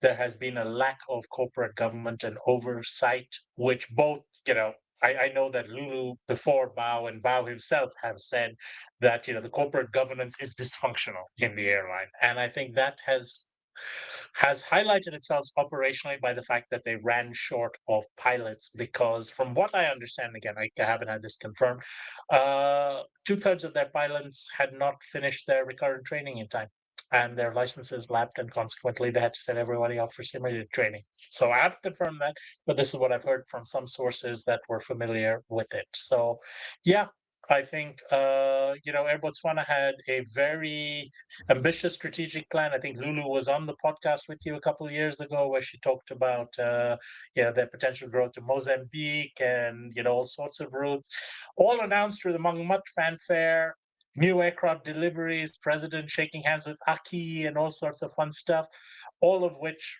came to naught and was quietly rolled back a little while later. So they've got problems. They've got a new boss in Bao. Bao, we know, is a very big friend of AviaDev. He's a very competent guy. I sincerely hope he's able to turn it around because the potential for aviation in Botswana is huge, given its geography, given its reliance on inbound tourism, primarily by air. And I think it needs a bit of strong guidance more than anything else, because it can be successful if it stays within its niche, and there's no reason it can't. Yeah, and just, purely anecdotal, but the experiences I've had flying with them, absolutely, I loved it. I love the ATR 72, and we flew up to Kasane. It's just a really nice ATR product. It's a great see for that that is market. the kind of market It's that not an the ATR fastest, but works it's perfectly perfect. for. Yeah, No, gauge, but for operation. Gaborone to Joburg, you're not going to have much difference. Gaborone to Joburg, whether you fly a jet or a prop, it's the same. It's the same duration, give or take. Gaborone domestic going up to Kasane or Maun or wherever, Francistown. Those are the routes that an ATR is made for, and which is the same reason why, if you're looking to expand regionally with the ATR, it doesn't make sense, and that's why they have the Embraers to do that. When they're flying further afield, like when they're flying the Lusaka Harares and stuff like that, they're flying those with the Embraer rather than the ATR because the ATR is too damn slow for that. It just doesn't make sense. Your utility goes off the cliff. So there's a number of there's a number of factors into it. Absolutely, and we'll get to hear all about that again. Dr. Masini is going to be on that sea level panel with Hilke. We're going to hear, of course, from the government, from the vice president, who's going to open AviaDev as well. So, we're super excited to let Botswana tell its own story, and of course, the airline is only part of that story. And they gave me a visa, and they've given me my visa, and everybody actually that we haven't had any problems. Yeah. This is a very serious point to people who need a visa for Botswana and are coming to AviaDev and haven't yet applied. Please do so because it takes 10 days to get done. It's smooth. They're not going to ask you for a million things, but it can take up to 10 days. So if you haven't yet done so, please contact Mala to get your visa invitation letter. The official invitation letter is critical if you need a visa for Botswana and don't want to have to go through the messy official process. The special process for AviaDev works. I was the guinea pig. I tested it, and I got mine in 10 days. And I believe even maybe as we speak, an email is going to all registered delegates with that exact message on it, with all of the other logistical things. So yeah, if you aren't registered yet, not to plug it again, but we've got about 12 seats, I think, left before we sell out for this year. So there's really barely any space. But of course, if you're not, you've known about the event for almost a year, if you've not booked by now, then you better act before it is too late. And yeah, we've been super busy organizing all the meetings and stuff. And one of the airlines that also will be with us is the topic for our next discussion point, which is your old airline, Sean, Africa World Airlines. So right, we're going to rattle through these last few, and then some I think we're going to have to come back to next month. So I'll start with you on AWA, and then Behramjee will come to you on ET. So AWA is talking about Conakry in Guinea starting in August, but they're not 100% sure what's happening. What's the latest? Let's be clear. AWA is not talking about it. The government, the Ghana ambassador to Guinea is talking about it, saying that AWA is going to start flights in August. When I spoke to AWA, I won't quote what Sohail said because that's probably not something I can repeat in polite company, but it was basically along the line of, that's news to us. How the hell did anyone, come up with that? So it is a plan. It is very much penciled in, but it is not officially announced. There's nothing on sale. There is no internal move that this is a date and it's fixed in stone and we're going to move heaven and earth to make it happen. It is a market that is logical for an E145 to fly to. It was in the original business plan I wrote for AWA 16 years ago. My goodness, I feel old. But yeah, so it's something that'll make sense. I've said before, AWA's strength right now, and politically Ghana's strength, is the fact that it is friendly with both the legacy ECOWAS bloc as well as the new Sahel states bloc. and Guinea also straddles that. So there will be a potential growth in demand, not necessarily traffic, but demand. And this is a route that is not served nonstop. It's very small, but it's something with an Embraer 145 is low risk. Maybe it'll work, maybe it won't, but this is the kind of stuff you've got to do with the 145 to maximize the opportunities with that gauge of aircraft. 100%. All right, fantastic. Right, Behramjee, let me come to you. Ethiopian for our Ethiopian update. So lots going on. Salalah in Oman coming in from July. Lyon, the resumption of Atlanta, which is one of your favorite topics. So, you know, talk us through. But we talked about all of that before. Not Salalah. Lyon and Atlanta. Not Salalah. Atlanta before. Yeah. So we don't have to go back to that. With regards to Ethiopian, So with regards to Ethiopian Airlines, over the past month, two big announcements. Well, not one announcement. One is still speculative. The official announcement is that Salalah in Oman's second largest city, is going to be opened in July 3 times a week using a 737. The flight schedule calls for an overnight flight, which is a typical hub wave bank for the GCC. It's obviously targeting a primarily labor market to and from Oman, as well as a little bit of ethnic traffic from Oman to Tanzania and Kenya from Salalah, though that is quite little. I do not know exactly why they chose Salalah, because the labor market demand is not that high, unless the numbers show that passengers buy tickets to Muscat and then either they drive to Salalah or they buy a separate ticket to Salalah. I don't know for sure, because I don't know of many African labor workers in Salalah to begin with. So Salalah was surprising to me when they announced it. So potential is there, but right now with the current ongoing crisis in the Middle East, one cannot say for sure anything. But it has to be given at least 6 months to prove itself, a minimum. But I don't feel too confident about it, to be honest with you. That's one thing. The second thing is that they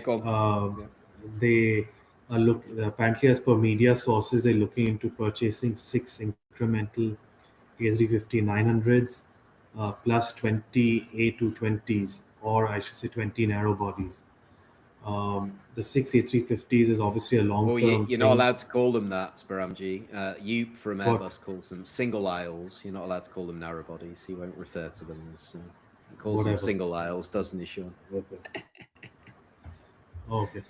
So the 6 A350s are slated for delivery from the early 2030s onwards. With regards to the 220s, I am a proponent of fleet standardization.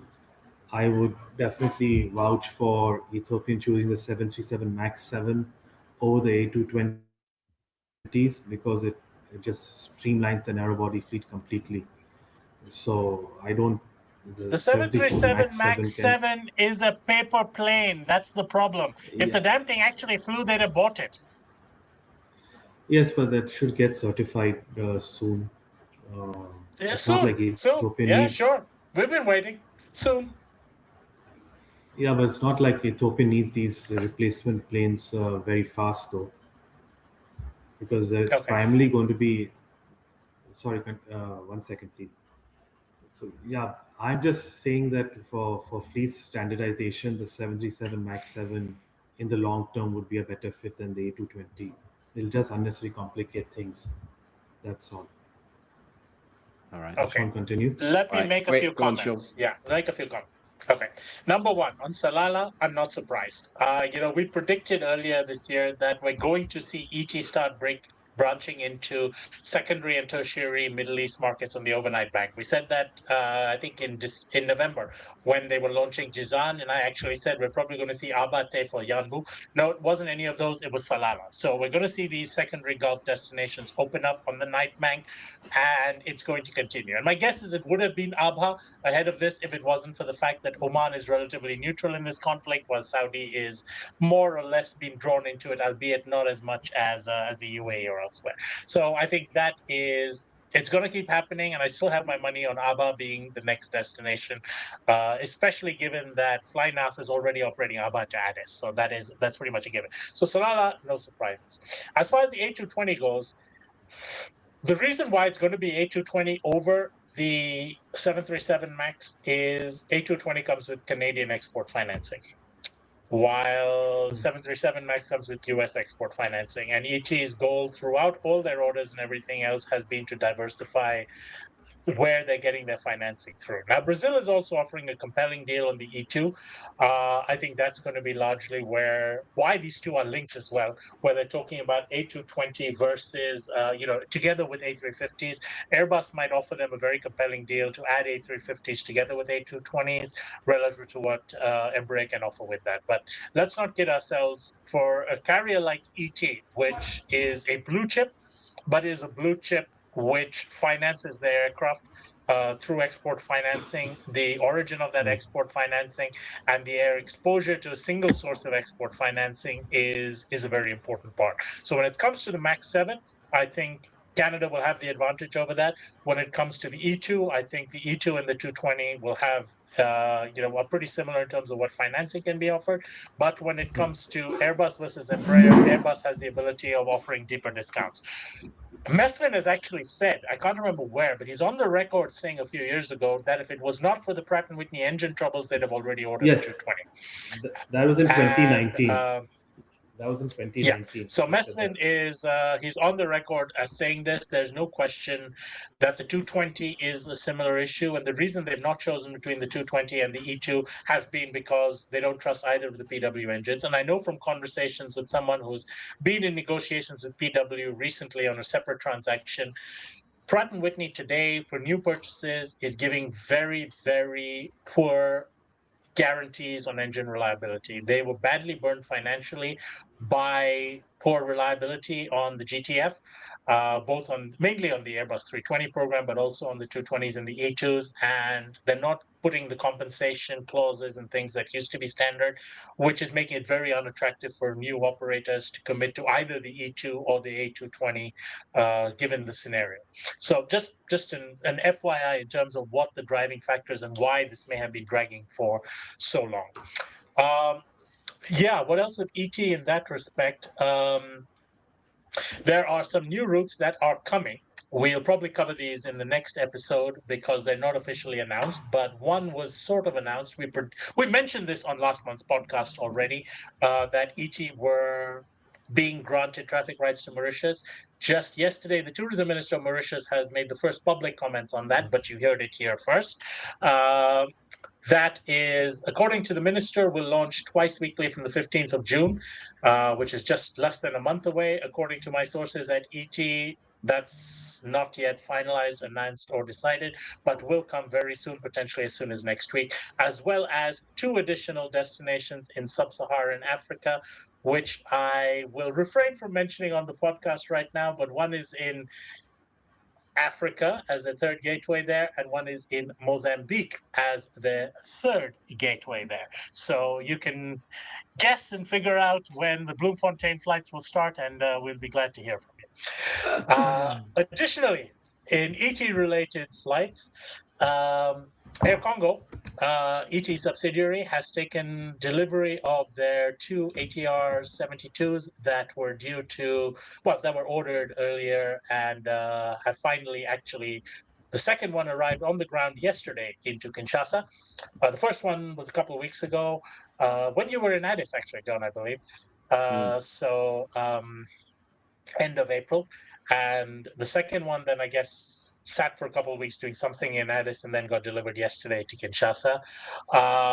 Additionally, Air Congo announced flights to Kinshasa, then took the flights to Kinshasa down. So there's really not much we can say other than to say that happened. A bit of excitement for a couple of weeks there that Kinshasa to Brussels was going to launch with the 787. Now it doesn't seem to be launching, so we shall see there. And in further sort of Congo, Ethiopian kind of news, the Ministry of Transport, not even the minister, some bureaucrat in the Ministry of Transport in Malawi has said that Malawi Airlines is looking at flights to Lubumbashi. Currently, the number of passengers between Malawi and Lubumbashi is approximately 0.3 per day. So I cannot see how this can be justified on the basis of O&D traffic alone. I cannot see how this can be justified on the basis of connecting traffic. I cannot see how this can be justified on the basis of anything other than some bureaucrat wanted a junket to go and sign a bilateral service agreement with Congo. And that is probably the truth in reality. So yeah, that's my ET and related satellite airline update. Great, and you ticked a couple off the list here. So we've got three left for you today, and then we'll close. So Behramjee, come to you on Air Peace again. They've been very busy this month. I think we talked about them almost as much as Ethiopian over the last year or so. So trimming Abuja London right down. I think we've got some information on some of the load factors.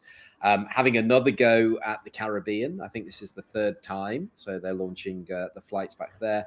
And of course, picking up some Jeju Air 737-800s we're hearing about to reinforce the fleet. So yeah, what do you make of those developments, Behramjee? Let's start with what's going on in London.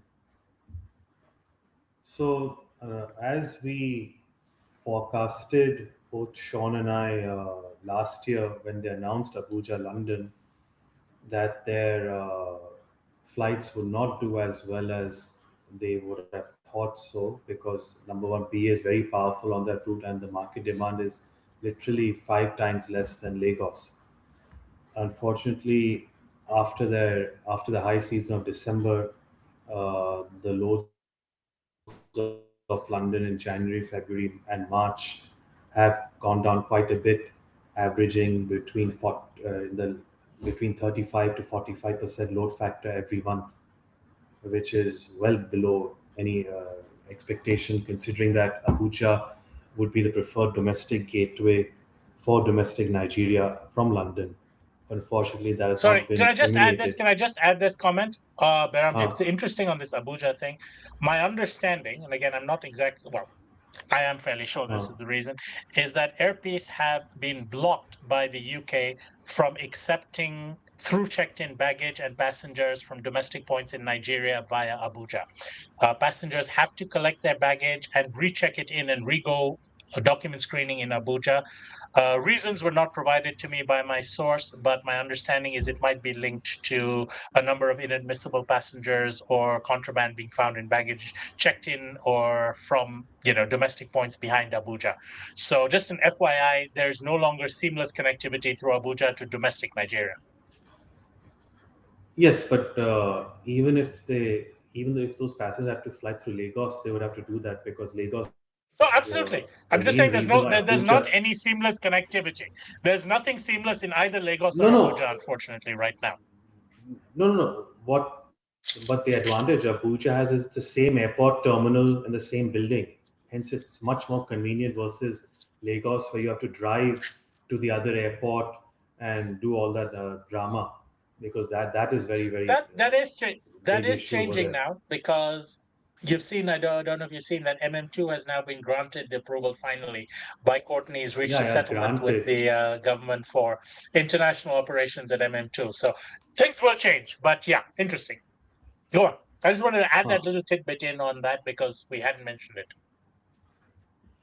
Yeah, so Abuja, London has been reduced to twice a week to Heathrow and once a week to Gatwick. With regards to the 737-800s, they announced that they are purchasing 3 737-800s from Korea, Jeju in particular, at a book value of 97 million. So about $32 million. They haven't announced it. Jeju, I mean, I'm sorry. The South Korean stock market announced. Sorry. So, and the delivery is expected in Q3. So 97 million for 3 aircraft, so 32 million for each aircraft. And yes, what I expect is that these 3 aircraft would be used to further increase their regional network in particular. We don't know what new destinations or what frequency increases will be done. Is it the right aircraft for them? More or less, I would say so. They already have a 737 rated pilot base and engineer base. So yeah, no, that's fine. But now how they utilize that plane, that will be very, very important to note. But as far as Abuja, London is concerned, it's not looking good, to be honest with you. Let's see how this summer season goes about. But even then, after summer high season, September, October, November will be quite hard on them on this route. Because travel agents in London in particular will not be too forgiving with this circus of cutting frequencies just because fuel prices went up. Though that's correct in for the logic that airports use, but travel agents do not care. No. But Behramjee, their numbers were horrendously poor even before fuel prices went up. So if you look at the February figures, in fact, their numbers since fuel prices went up have actually improved. In February, they averaged 31.3% load factor on Abuja Gatwick and 33.2% load factor on Abuja Heathrow. This numbers actually went up into the 40% range in March after fuel prices went up. So, this route has just that's been also because of poorly. Easter. No, I'm just saying, but it's not just about fuel prices. They were doing poorly before fuel prices even became part of the equation. So, I'll say this. I said this at the beginning, and I upset Noel quite a lot when I said this at the time. Doing 6 weekly to Abuja from London was not a wise move. I think Abuja to Heathrow was brilliant. I think, their ability to get the Heathrow slots right place, right time is the coup of a generation, because there are dozens of airlines who wish they had done what Airpeace did, which was literally throw a dart and hope it hits something, and they hit the jackpot with those Heathrow slots. So good for them on that. And that is why they won Best Long Haul New Route of the Year last year for Abuja to Heathrow. Unfortunately, Abuja to Gatwick was not included in that best new route launch, and we're seeing essentially that being cut. They are keeping the Heathrow flight has done better than Gatwick pretty much throughout its existence. So in March, Heathrow had a 57.98% load factor. Gatwick had 40.74. This is just the Abuja. Lagos has been solid throughout. February, Heathrow was 33, Gatwick 31. January, Heathrow was 65, Gatwick 63.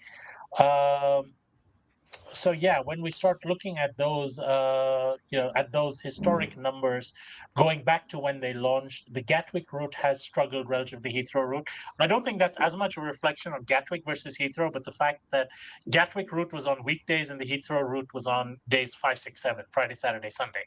And I think the demand has always been stronger to London from Nigeria over the weekends. In fact, that is what we've seen when they've kept their new schedule, is that they're keeping it split between Heathrow and Gatwick, but they're keeping the weekend dates 5, 6, and 7, Friday, Saturday, Sunday, with 1 Gatwick and 2 Heathrow because of the days of the week they have the slots available. So it's a tricky schedule they've got, but I'm not surprised by this, and I think they will grow back into it. I think 3 weekly is probably the right amount of frequencies for Abuja, London. But the days of the week are being dictated by the availability of slots at Heathrow, rather than any sensible wish, which would have probably been to spread the frequencies over the week. They're being forced to do this because the Heathrow slots are on the day they are. So yeah, that's what's happening with their London flights. I agree completely with you on the 737-8s. It's a no-brainer. You've got to add 737 size capacity to replace the classics they've retired. The 800 is a natural step up. They're getting a decent deal from Jeju. These numbers are not unreasonable depending on the condition and age of the aircraft, which we don't know. So as far as that goes, it's not a big deal. I'm just going to say one more thing, which is about their Caribbean flights. I've said plenty about this, so I'm not going to repeat it over here. I will say, number one, I'm still waiting for the lawsuit that you threatened for saying that this is a ridiculous idea. I maintain my position that it's a ridiculous idea. I will happily defend my position in court if you guys want to sue me. You know where I am. I'll be in Gaborone in a few weeks' time. Unfortunately, you guys won't be, but if you were over there, I would happily accept service if you want to have your lawyer send it to me over there. Bring it on. But yeah, they're starting twice monthly Lagos, Barbados, Antigua flights. That's all I can really say. Anything else is just repeating and beating a dead horse. Fine. Right, staying in Nigeria. On the last two now, everybody, you're still watching, and we want to stay in Nigeria to talk about United Nigeria, who will be with us. We've got a couple of familiar faces coming down to Botswana, which is really cool. And we've got a little bit of an exclusive as well, I think, maybe on this one. So, Sean, you talk us through it. Yeah, so United Nigeria last year signed an agreement with Southwest Airlines in the United States where they're going to start taking 737-800s that were leaving Southwest fleet. The first of those aircraft actually got delivered last week into Lagos on the Nigerian registry. So while UNA has operated larger single-aisle aircraft in the past, Airbuses and Boeings, this is the first time they brought one in on their own AOC in that size. That aircraft, 737-800, will be deployed primarily on domestic routes. But talking to Ade, the chief commercial officer now at UNA, it is going to be used potentially to look at some of their regional routes. Right now, they're only flying Accra as a regional route, so it may be a bit large for that route, given the number of regional jet and equivalent competitors on that, which are more suited to it. But interestingly, they are looking at Johannesburg from Lagos as a potential market for the 737-800. And that is an exclusive because I don't believe he said it elsewhere other than to us. And interestingly, he is going to be on my panel at AviaDev in Gaborone in a couple of weeks' time. So there will be further discussion about this there. I will have Ade, I will have Marshall from ASky, I will have Gatwick, Jonathan Pollard, I will have Washington, and I will have Marco from Discover. So, yeah, I'm excited. I don't know how we're going to keep that within 45 minutes, given that this one is Power growing. panel. So, yeah, it's going to be a great panel, and we'll find more about United Nigeria's plans and what may happen, because they're also bringing in A330s wet lease from Ankara in Turkey. And that is looking at the UK market and potentially even the US market. So, yeah, exciting times with United Nigeria. I again, full disclosure over here, they're a former client, not a current client, but they're a former client of mine. I did some work for them on developing their business plan a few years ago. And relative to most Nigerian carriers that I'm familiar with, these guys, while they do silly things sometimes, they are generally focused on the end result, and they tend to take the advice of the professionals they bring in to advise them, rather than listen to the advice and do what you want anyway and then blame the professional whose advice you didn't take in the first place, which is unfortunately what so many other Nigerian carriers who we shall not name tend to do.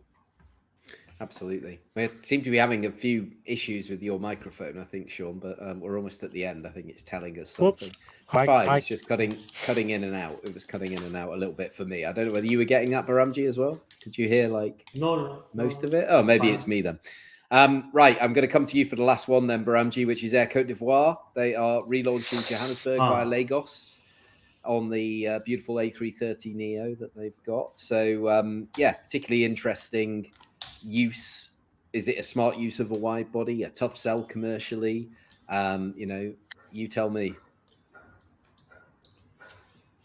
Well, let's just say this is it's like beating a dead horse. The only thing which is good about this route is that Lagos Johannesburg has high point-to-point demand. That is the only thing that I can see good about it. 117,000 passengers point to point. The problem is, and this is a very basic problem, this just shows how stupid the people at Air Cote d'Ivoire are. And the lack of research, just basic homework that needs to be done. Nobody would want to arrive into Johannesburg at 2:45 in the morning and depart back at 4:45 in the morning from there. Just basic homework is required for that. Basic market intelligence. Their staff in Johannesburg should have told them that. I hope so that they did. They used to have an excellent manager in Johannesburg, Hervé. And he's been transferred to Freetown now. So I don't know who's running their ops in Joburg, but they used to have a really good guy down there. Okay, that's nice to know. But if they think they have any chance with that schedule flying to Johannesburg, they have no idea what they're in for, and that too using a 330 on the route. The 330 is mainly being used because there is this stupid myth and fascination within Air Cote d'Ivoire, is that one of the big banks, what's that big bank called in Abidjan? ADDC or the AFDB, African Development Bank. AFDB, yeah. They have a lot of business going back and forth, but it's not that volumetric. But one of the main reasons that they fly South African is because they want a flatbed business class product.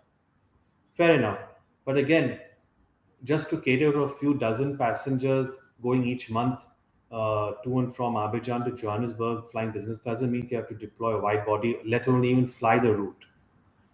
But at the end of the day, those business passengers also will not feel too comfortable landing to Joburg at 2:45 in the morning and having to fly back at 4:45 in the morning, which means arriving to Joburg at 2 o'clock in the morning, which means also driving in Johannesburg between past midnight and between midnight and 2 o'clock in the morning, getting to Joburg Airport, because it's not that safe.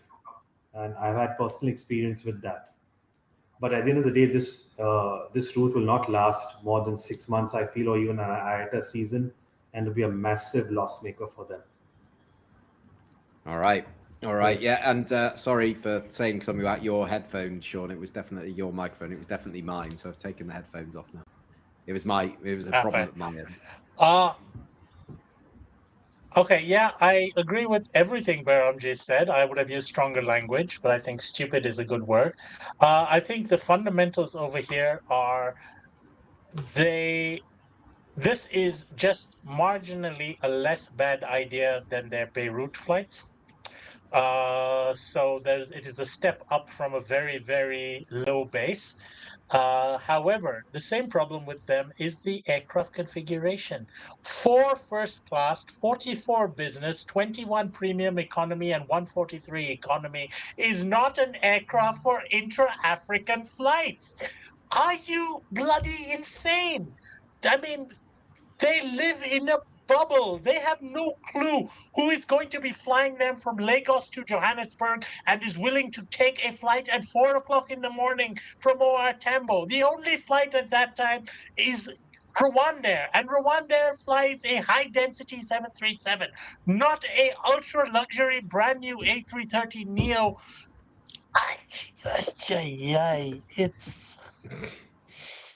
This is why we can't have nice things. Okay, I think everybody's had their limit, and it's been awesome. As I say, it's a highlight of every month. That brings us to the end of this month's connectivity update. It's 1 hour, 52 minutes and counting that we've been online, which is great. Some positive, some negative, lots of changes. Yeah, we'll be checking back in next month once we're back from AviaDev. Do bear with us. It will be a busy time preparing everything, but towards the end of June, I'm sure we can all get back together. So thank you, Sean. Thank you, Behramjee. And we're very excited that we'll all be together in person. And you can prove that we are real people in a couple of weeks in Botswana. Autographs on Thursday night autographs. That's it. Oh, right. Okay. Autographs. Right. He's really big in that. If anybody wants an autograph, then you're most welcome.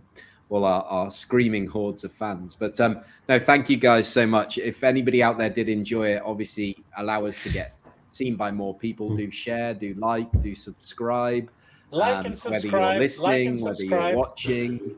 And obviously find out some more information about AviaDev at aviadev.com. We look forward to seeing everybody at the event in a couple of weeks. Thanks for all your support as we complete episode number 32. I'm going to play you out with the sting, and we'll see you next month. Bye-bye.